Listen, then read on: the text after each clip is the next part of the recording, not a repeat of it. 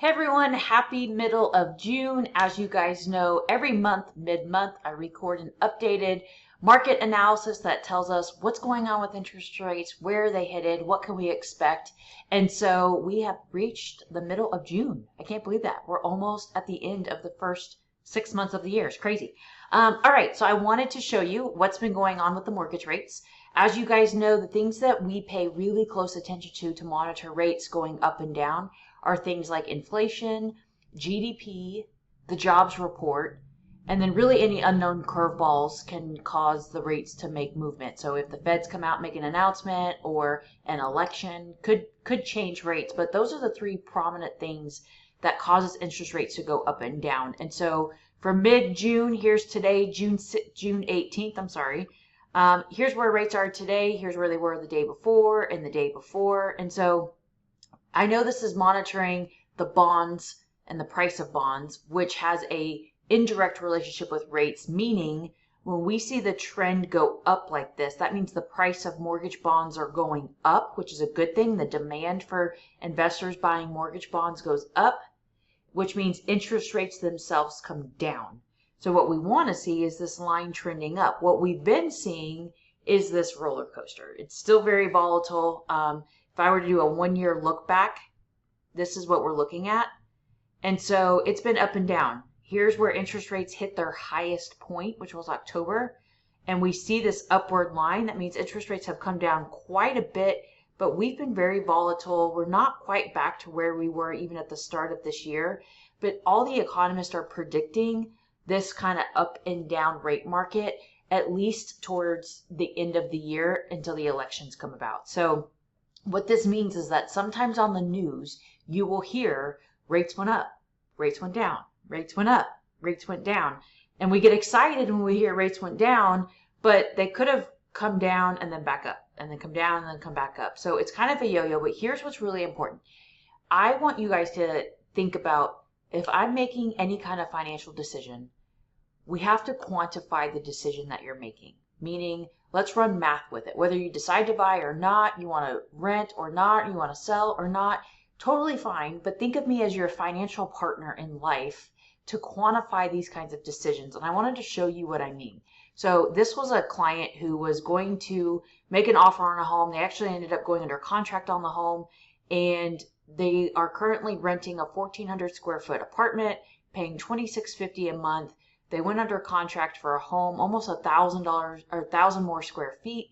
And we ran this analysis to quantify the decision of, should they continue to pay rent at $2,650, or should they buy, and should they make an offer at $445 or the list price? We wanted to utilize an interest rate program that gets them a much lower interest rate, 2 full percentage points lower. So the going rate was 6.875. We were able to get their first year at 4.875 by going up on the sales price. And so we're looking at, okay, the monthly payment, let's fast forward us in time of 5 years, which is 60 months. And here's what was pretty eye-opening. If they continued to rent, they would have paid $165,000 in rent. But if they purchased, no matter at what purchase price, because that's what they were getting bogged down on, is, I don't know if we should do that. We're offering over lists. And I'm like, well, let's run the math. The math says over 5 years, you would have paid less than $1,000 more towards principal of the two. And then here was the kicker. What would your net worth be in 5 years? Well, rent is of course zero because you don't own anything that appreciates in value.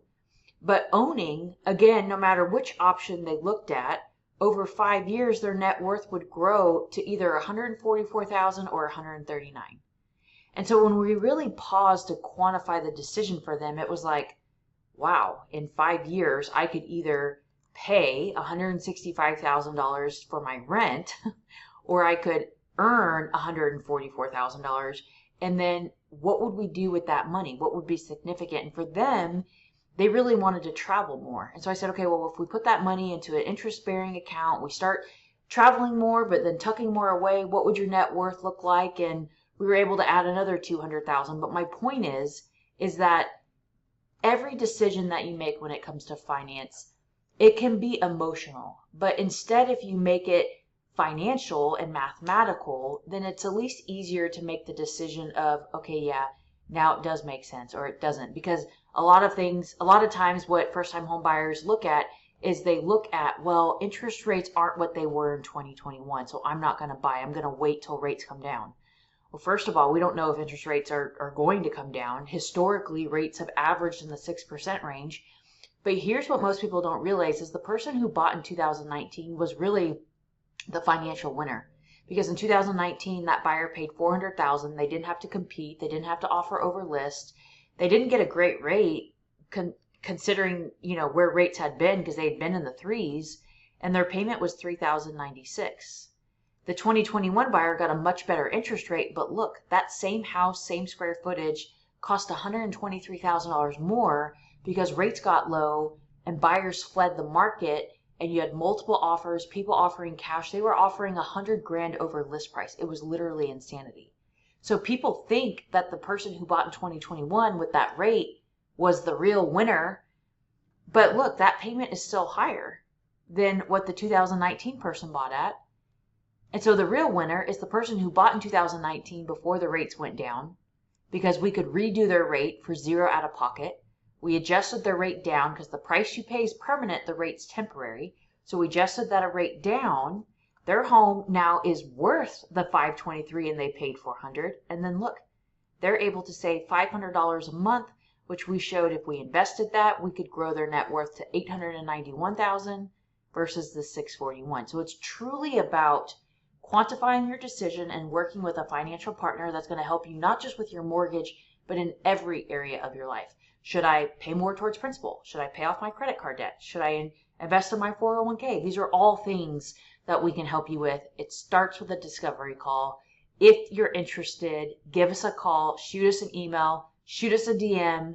Thank you for tuning in. I'll see you in a month with another rate market update.